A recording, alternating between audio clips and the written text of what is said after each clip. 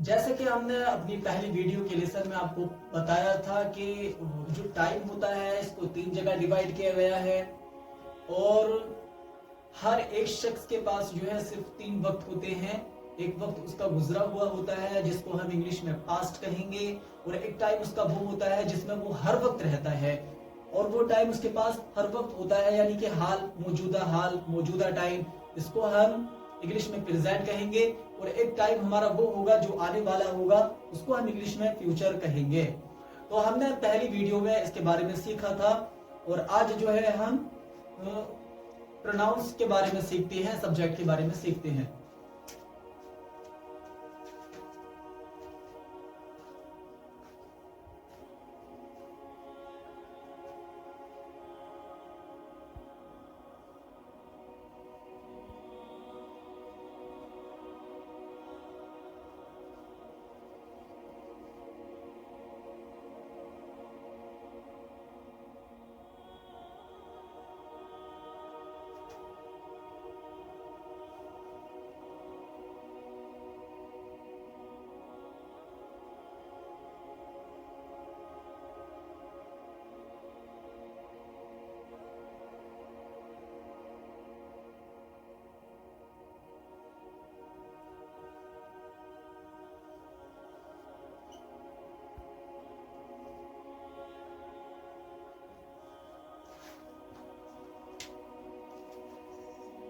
जैसे कि हमने यहाँ पर प्रोनाउन लिख दिए हैं, और यहाँ पर जब भी हम बातचीत करते हैं या किसी से हम कुछ बोलते हैं तो वहां पर बात करने वाला जो व्यक्ति होता है या वो जिससे बात करता है उसको हम प्रोनाउन कहते हैं।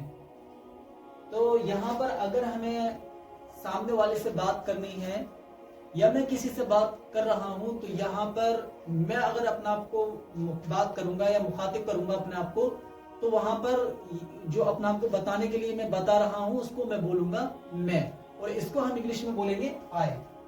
तो इंग्लिश में हमने बोला है इसको आई, और उर्दू में इसका मतलब है मैं का मतलब यानी कि खुद, अपने आप। तो मैं को इंग्लिश में हम बोलेंगे आई।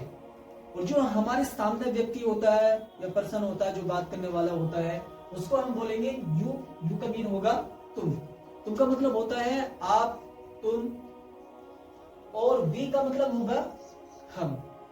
तो यहाँ पर पहली बात बताई, आई का मीन है मैं यानी कि मैं खुद, और मैं जिससे बात करूंगा, जाहिर सी बात है जब भी कोई व्यक्ति या पर्सन बात करता है तो दूसरे सामने वाले से बात करता है, तो जो सामने वाला है उससे जब बात करेंगे तो उसको हम इंग्लिश में यू बोलेंगे, और यू को हम हिंदी में बोलते हैं तुम। और आगे अगर हम बात कर लेते हैं वी, तो वी का मतलब होता है हम का मतलब होता है कि मैं जो बात कर रहा हूं, अगर मैं सबको शामिल करके बात करता हूं, जैसे कि हम जाते हैं या हम आ सकते हैं, तो यहाँ पर मैंने जो है सबको ले लिया है, तो यहाँ पर हम इसको बोलेंगे हम। इसका मतलब होगा वी का मीन होगा हम। और अगर हम किसी ऐसे शख्स के बारे में बात कर रहे हैं जो हमारे पास ना है, जो हमारे पास मौजूद ना है, तो उसके लिए हम बोलेंगे दे। यानी अगर एक से ज्यादा पर्सन होंगे, एक से ज्यादा होंगे, तो वहां पर हम दे का यूज करेंगे। और अगर सिंगुलर के लिए हमें बोलना है तो वहां पर हम बोलेंगे ही का मीन हो गया वो। और अगर सिंगुलर के लिए हमें किसी मुअन्नस के लिए यूज करना है, लड़की के लिए यूज करना है, तो वहां पर हम बोलेंगे शी। और अगर हमें किसी का नाम लगाना है या नाम यूज करना है, तो वहां पर हमें आई का मतलब मैं, और यू का मीन तुम, वी का मीन हो जाएगा हम, दे का मीन हो जाएगा वो सब, और ही का मीन हो जाएगा वो, और शी का मीन हो जाएगा वो। लेकिन अगर हमें नाम का यूज करना है किसी का, तो यहाँ पर कोई हमें प्रोनाउन नहीं लगाना है, कोई सब्जेक्ट नहीं लगाना है, हमें डायरेक्ट उसका नाम बोल देना है। तो यहाँ पर हमने जो सीखे हैं इंग्लिश के अकॉर्डिंग 6 सब्जेक्ट सीखे हैं। तो जो पहला सब्जेक्ट है हमारा वो आई है, आई का मीन हो जाएगा मैं, और जो सामने वाले से अगर हम बातें करते हैं तो उसको हम बोलेंगे यू, और यू का मीन हो जाएगा तुम। और अगर हम के लिए वर्ड यूज करेंगे तो उसको हम बोलेंगे वी का मीन हो जाएगा हम, और अगर हमें एक से ज्यादा के लिए अगर यूज करना है तो हम लगाएंगे दे, और दे का मीन हो जाएगा वो सब। और अगर हमें सिंगुलर के लिए यूज करना है तो उसके लिए हम लगाएंगे ही। और अगर हमें सिंगुलर के लिए यूज करना है लेकिन किसी लड़के के लिए यूज नहीं करना है, वाहिद मुजक्कर के लिए यूज नहीं करना है, अगर मुअन्नस के लिए यूज करना है तो हम वहां पर लगाएंगे शी। और अगर हम किसी का नाम लगाना चाहते हैं तो हम डायरेक्ट नाम लगाएंगे। सेंटेंस बनाने के तरीके इसी से हम सीखेंगे। तो सबसे पहले आपको करना है कि इन सबको अच्छी तरह से नोट कर लो आप नोटबुक में, और वहां पर इसको रिविजन करो, इसको याद कर लो। इसको अच्छी तरह से याद करना है, यानी कि आई का मीन क्या होगा, मैं होगा, और यू का मीन क्या होगा, तुम होगा, और वी का मीन होगा हम, दे का मीन होगा वो सब, और ही का मीन होगा वो, और शी का मीन होगा वो। अब जो है सेंटेंस बनाने के लिए हमें क्या करना है, तो हमें चाहिए फेल। हमें फेल का यूज करना है, और फेल को याद करने के लिए हमें बहुत अच्छी तरह से रिवीजन करना होगी और इनको याद करना पड़ेगा, तभी हम इंग्लिश बोल सकते हैं। अगर हम फेल के बारे में नहीं जानते हैं और हम फेल को याद नहीं करते हैं तो हम इंग्लिश नहीं बोल सकते। तो जो हमारे पहले स्टेप थे, वो जो पहला स्टेप फिलहाल यहाँ पर है वो तो I, you, we, they, he, she है, लेकिन इससे पहले जो हमने आपको बताया था उसको हम दोबारा रिवीजन कर लेते हैं कि हर एक व्यक्ति के पास 3 टाइम होते हैं। एक उसका टाइम गुजरा हुआ होता है जिसको हम पास्ट कहेंगे, और एक वो टाइम होता है जिसमें हम हर वक्त रहते हैं, उसको हम हाल यानी कि प्रेजेंट कहेंगे, और एक टाइम वो होता है जो उसका आने वाला है, उसको हम फ्यूचर कहेंगे। तो 3 टाइम को हमने डिवाइड करके अच्छी तरह से समझ लिया था कि इंग्लिश में इनके क्या नाम है। पहले का नाम था पास्ट, और दूसरे का नाम था प्रेजेंट, और तीसरे का नाम था फ्यूचर। अब इंग्लिश सीखने के लिए सबसे पहले जरूरी है कि हम इसको अच्छी तरह से समझ लें, जिसको मैंने आपको समझा ही दिया है कि आई का मीन मैं होगा, और यू का मीन होगा तुम, और वी का मीन होगा हम या हम सब, या हम इसको यूज करेंगे। और दे का मीन होगा वो या वो सब, मतलब दे हम वहां पर लगाएंगे जो सिंगुलर नहीं होगा, सिंगुलर से ज्यादा होंगे, वहां पर हम दे का यूज करेंगे। और अगर हमें ही का यूज करना है तो ये सिंगुलर होगा और वो के लिए यूज करेंगे। और अगर हमें किसी लड़की यानी कि मुअन्नस के लिए यूज करना है तो हम यूज करेंगे शी, और शी का मीन हो जाएगा वो।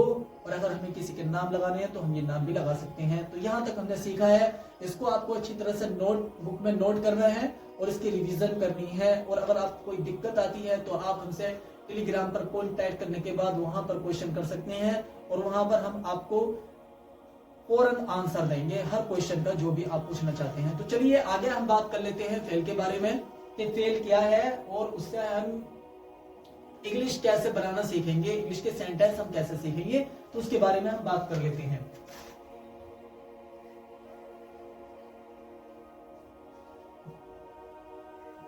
इंग्लिश में एक वर्ड होता है वर्ब। वर्ब का मीन होता है यानी कि फेल, काम, यानी काम करना, काम बताना। तो इसके बारे में हम सबसे पहले जान लेते हैं। देखिए यहां पर मैंने लिखा है गो, इसका मीन होता है जाना, इसको हम यहां लिख लेते हैं।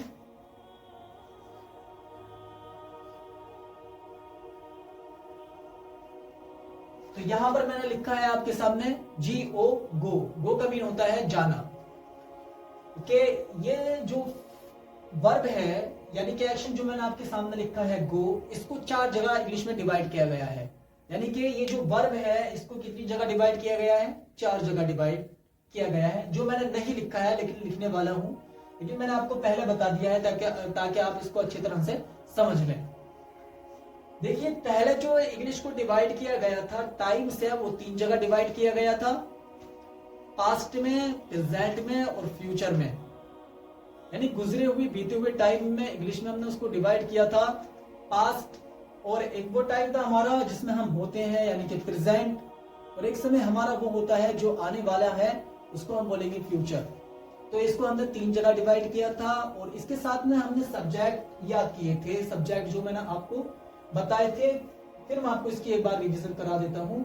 इंग्लिश स्पीकिंग सीखने के लिए जरूरी है कि हम पूरे कोर्स की बहुत अच्छी तरह से रिवीजन करें। अगर आप कोई चीज छोड़ देते हैं या कोई भी क्लास छोड़ देते हैं शुरुआत की, तो आप इंग्लिश नहीं सीख सकते।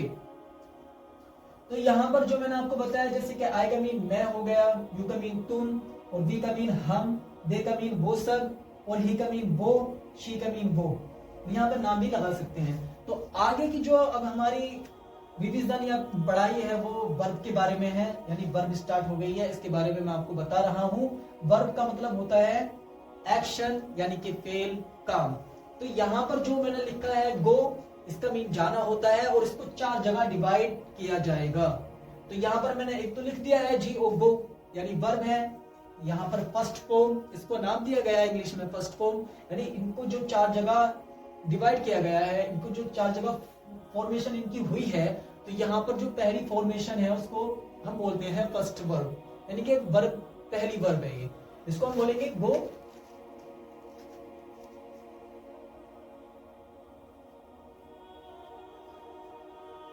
आगे मैंने लिख दिया है वेंट, WENT, वेंट। पहले क्या लिखा था मैंने, गो लिखा था। इसका मीन भी मैंने आपको बताया है, गो का मीन जाना होता है, लेकिन इसको 4 जगह डिवाइड किया जाएगा। तो पहले मैंने लिख दिया है यहाँ पर गो, गो का मीन होता है जाना। अब इसकी सेकेंड फॉर्म आती है वेंट। पहली फॉर्म लिखी गई थी यहाँ पर जी ओ गो, गो का मीन जाना है। इसकी सेकेंड फॉर्म यहाँ पर लिख दी गई है WENT, वेंट। इसका मीन भी जाना ही होगा। इस बात को अच्छी तरह से समझ लें कि यहाँ पर जो मैंने आपको बताया है, गो का मीन क्या है, जाना, और इसको 4 जगह डिवाइड किया जाएगा। इसका मीन एक ही निकलेगा, लेकिन सेंटेंस के अकॉर्डिंग इनका ट्रांसलेशन अलग अलग होगा। इसको आपको अच्छी तरह से समझ लेना है। तो यहाँ पर जो मैंने आपको लिखा है जी ओ गो, ये फर्स्ट वर्ब है, ये फर्स्ट वर्ब है। और इसके बाद जो दूसरी वर्ब लिखी गई है, मतलब वर्ब यही है, इसको जो फॉर्मेशन करके जो आगे लिखा गया है, ये इसकी सेकेंड वर्ब है। तो यहाँ पर इसको 2 जगह लिख दिया गया है। गो का मीन जाना है, इसकी सेकेंड वर्ब क्या है, वेंट। जी ओ गो, जाना, और इसकी सेकेंड फॉर्म है वेंट। तो यहाँ पर हो गया गो वेंट। आगे हम इसकी थर्ड वर्ब लिख देते हैं।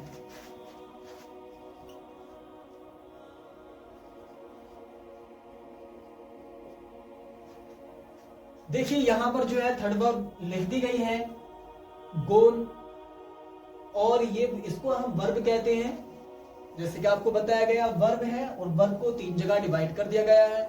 इसका एक नाम और होता है, इसको हम एक्शन भी कहते हैं, यानी कि वर्ब यानी एक्शन, एक्शन को हमने 3 जगह डिवाइड किया है, इसको हम फेल कहते हैं।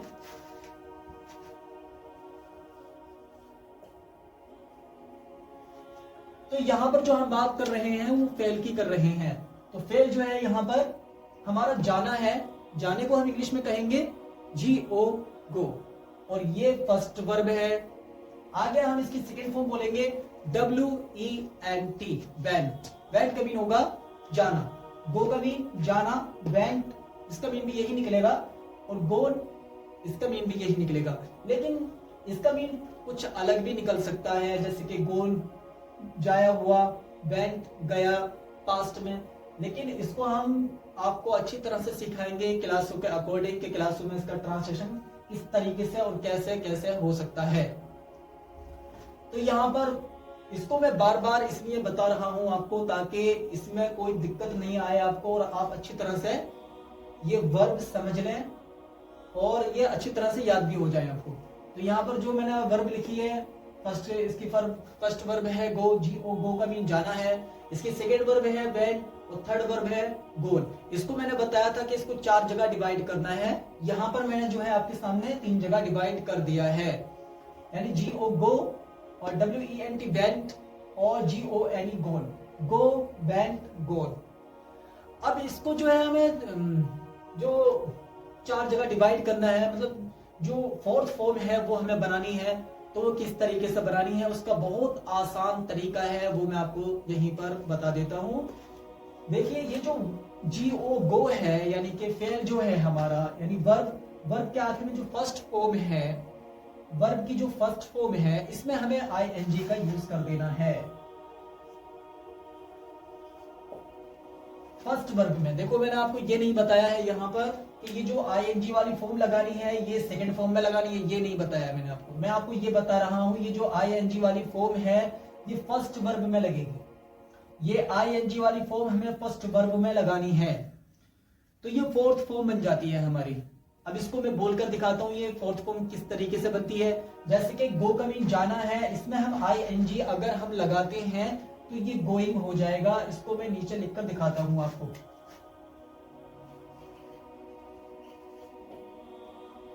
देखिए यहां पर मैंने लिख दिया है, इसको आप देख सकते हैं, GOING, ये बन गया है गोइंग, GOING गोइंग, और यही हमारी फोर्थ फॉर्म है। अब यानी कि फेल को, जो फेल है हमारा, यानी कि जिसके जरिए हम काम करना बताते हैं, जो काम हम कर रहे होते हैं उसके बारे में हम सेंटेंस में जो बताते हैं, तो उसको हम इंग्लिश में बोलेंगे वर्ब। वर्ब का मीन होता है एक्शन, यानी कि फॉर्म, और फॉर्म को हमने 4 जगह डिवाइड किया है। वर्ब की फर्स्ट फॉर्म गो है, गो का मीन जाना है। इसकी सेकंड फॉर्म है वेंट, यानी WENT वेंट, और इसकी थर्ड फॉर्म है GONE गोल। तो यहाँ पर फर्स्ट फॉर्म हमारी होती है गो की, गो, और गो की सेकंड फॉर्म होती है हमारी वेंट, और इसकी थर्ड फॉर्म होती है गोल। इसकी फोर्थ फॉर्म में हम ing लगाएंगे और इसको हम बना देंगे गोइंग। तो यहाँ पर ये वर्ब जो हमें याद करने हैं, इसको first form, second form, third form और फोर्थ फॉर्म के साथ अच्छी तरह से याद करना है। इसको याद करने का तरीका हमारा होगा, मैं आपको बता देता हूँ। GO गो, गो का मीन जानी, यानी कि गो, वेंट, गोन, गोइंग। इसका मीन याद करना आपको, जाना। गो, वेंट, गोन, गोइंग। मैं इसको 3-4 बार बोल देता हूं ताकि आपको अच्छी तरह से समझ में आ जाए। गो, वेंट, गोन, गोइंग, गो, वेंट, गोन, गोइंग। तो इसी तरीके से इसकी रिवीजन करनी है और इसको याद करना है। अच्छा, यहां पर मैं आपको ये बता रहा हूं, और यहां पर मैंने सिर्फ अभी एक वर्ब बताई है। इन वर्ब को याद करने का तरीका क्या है और इनको कैसे याद करेंगे, ये मैं आपको बताता हूं। देखिए यहां पर मैंने आपको ये बता दिया कि वर्ब क्या है और इसको कितनी जगह डिवाइड किया गया है। इसको 4 जगह डिवाइड किया गया है और इसका नाम भी है। इसका पहला नाम है first verb, second verb, third verb और फोर्थ वर्ब, यानी फोर्थ फॉर्म। इसको फॉर्म भी कहते हैं। First form, second form, third form, fourth form. यहां पर जो हमने सीखा है, सिर्फ एक वर्ब के बारे में सीखा है। गो, गो का मीन जाना होता है। आगे हम बात कर लेते हैं, जैसे कि यहां पर हमने लिखा है फेल क्या हमारा, जाना। इसको इंग्लिश में बोलेंगे गो, वेंट, गोन, गोइंग। लेकिन फेल और भी हो सकते हैं। फेल हमारा है, जैसे कि मैं आपको बता देता हूं, आना। देखिए ऊपर जो हम वर्ब की बात कर रहे थे वो जाने की बात कर रहे थे, तो वो जो हमारा यानी कि एक्शन जो था वो गो था। लेकिन अब हम बात कर रहे हैं आने की, तो आने की इंग्लिश क्या होगी? आने को इंग्लिश में हम बोलेंगे कम, COME, कम। ये फर्स्ट फॉर्म है, इसकी सेकेंड फॉर्म भी आएगी और थर्ड फॉर्म भी आएगी। यानी जितनी भी वर्ब हैं, जो भी वर्ब होगी या जो भी एक्शन होगा, उसको 4 जगह डिवाइड किया जाएगा। इसको आप अच्छी तरह से समझ लें कि वर्ब को 4 जगह डिवाइड किया जाएगा, यानी कि फर्स्ट फॉर्म में और सेकेंड फॉर्म में, थर्ड फॉर्म में और फोर्थ फॉर्म में। तो यहां पर मैं लिख के दिखा देता हूं, COME, कम, कम का मीन आना होता है। और यहां पर ये कौन सी वर्ब है? फर्स्ट वर्ब है। इसको हम आगे लिख लेते हैं,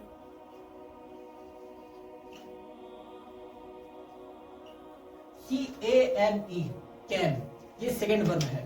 पहली वर्ब जो मैंने आपको लिख के दिखाई है वो है COME, कम। कम का मीन क्या होता है? आना होता है। इसकी सेकेंड फॉर्म है CAME, कैम। कैम का मीन क्या होता है? आना होता है। इसका मीन भी मतलब आया या आना, यही मीन आता है इसका। आगे हम इसकी थर्ड फॉर्म भी लिख देते हैं।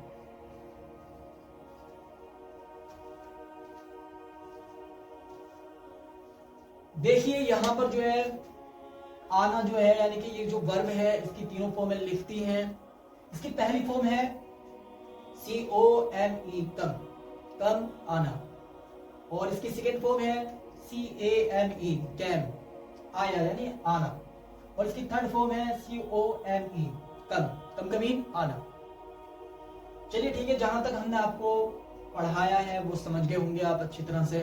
और हम एक्शन यानी वर्ब के बारे में इससे अगली क्लास में आपको अच्छी तरह से समझाएंगे और एक लंबी लिस्ट हम वर्ब की आपको बताएंगे और सिखाएंगे।